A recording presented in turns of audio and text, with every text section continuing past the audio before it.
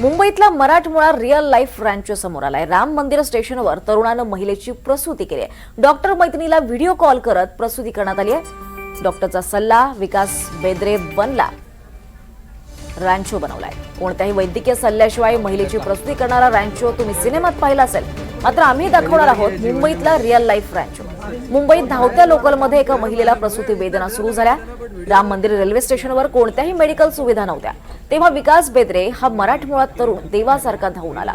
त्यानं आपली डॉक्टर मैत्रिणी देविका देशमुखला व्हिडिओ कॉल केला आणि या डॉक्टर देविका यांनी विकास बेद्रेला व्हिडिओ कॉलवर प्रसूतीची संपूर्ण प्रोसेस स्टेप बाय स्टेप समजावून सांगितली आणि विकास बेद्रेनं सुद्धा डॉक्टरच्या सल्ल्यानुसार प्रत्येक सूचनेचं पालन केलं।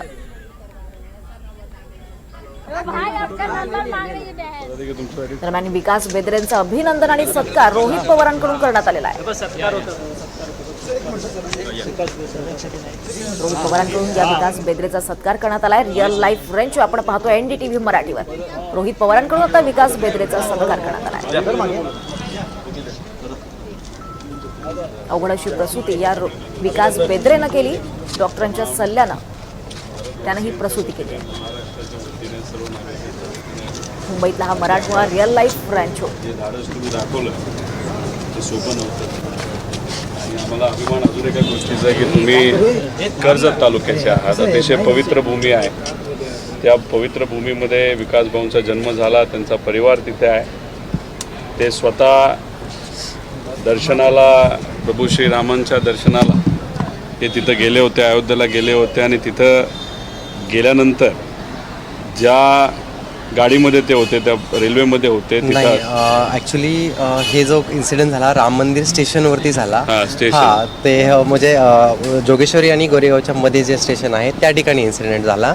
सो म्हणजे मी अहमदाबादसाठी फ्लाईट पकडण्यासाठी निघालेलो होतो। लास्टची ट्रेन होती तिथे, लोकल ट्रेनच निघालेलो आणि ती महिला लोकल ट्रेनमध्येच होती। सो ज्यावेळेस तिची कंडिशन बघितल्यानंतर मग मी तिथे चेन पुलिंग करून मी त्यांना राम मंदिर स्टेशनला त्या ठिकाणी बाहेर घेतलं। तिथे काही सुविधा भेटल्या नाही, मग पुढच्या प्रोसेस झाल्या या बऱ्यापैकी। मुंबईमध्ये ही घटना घडली। स्वतः एअरपोर्टवर ते चालले होते आणि तिथं स्वतःला अनुभव नसला तरी तिथं डॉक्टर नाहीत, ॲम्ब्युलन्स नाहीत। मग याच्यात करायचं काय? तर यांच्या एक फ्रेंड डॉक्टर आहेत देविकाताई देशमुख, यांच्या मोबाईलवरनं जे काय तिथली परिस्थिती आहे त्या परिस्थितीचा आढावा देशमुख ताईंना व्हिडिओ कॉलच्या मदतीने त्यांनी दिला आणि त्यानंतर त्या जसं सांगतील तशी प्रक्रिया ही यांनी केली आणि त्याच्यात बाळाचाही जीव वाचला, महिलेचाही जीव वाचला आणि सगळ्यात महत्त्वाचं जे काही वेदना त्या महिलेला तिथं सहन कराव्या लागत होत्या त्यातून ती मुक्तता झाली। मनापासून यांचे आभार, त्यांचं अभिनंदन करतो की त्यांनी ते धाडस दाखवलं आणि अशा पद्धतीने आपल्या महाराष्ट्राचं, देशाचं, माणुसकीचं आणि कर्जत जामखेडचं सुद्धा नाव त्यांनी मोठं केलेलं आहे आणि त्यांच्या परिवाराचं।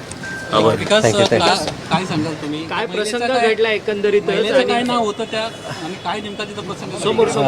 ॲक्च्युली तो ॲक्च्युली तो प्रसंग असा होता की ती महिला प्रसूतीसाठीच हॉस्पिटलमध्ये निघालेली होती, बट काही कारणास्तव ते म्हणजे त्यांना लेट झाल्यामुळे ती गोष्ट त्याच ठिकाणी ट्रेनमध्येच त्या गोष्टी त्यांचं ते जी काय प्रोसेस असते ती व्हायला लागल्यानंतर मी स्वतः ती इमर्जन्सी चेन खेचून वगैरे त्यांना बाहेर काढलं त्या ठिकाणी आणि त्याच्यानंतर मग तिथे मदत न मिळाल्यामुळे मला काही पर्याय न सुचल्यामुळे मी माझ्या मैत्रीण आहेत डॉक्टर देविका देशमुख त्यांना कॉल केला आणि त्यांची मदत घेतली। तरी पण 20 मिनिट आम्ही अजून मदतीचा वेट केला पण काही मदत नाही भेटली। सो त्यांनी सांगितलं सिच्युएशन बघितल्यानंतर त्यावेळेस बाळाची सिच्युएशन अशी होती की बाळ बाहेर आलतं थोडंसं।